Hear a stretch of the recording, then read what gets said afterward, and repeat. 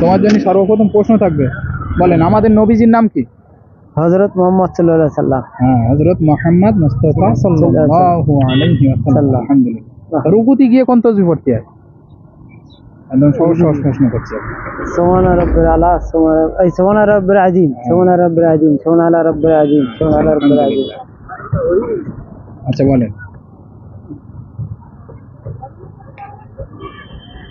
5 ওয়াক্ত ফরজ নামাজের নামগুলো বলেন।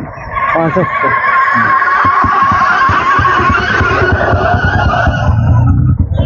ফরজ, জোহর, আসর আর মাগরিব আর এশা। আলহামদুলিল্লাহ। কালেমা শাহাদাত বলেন।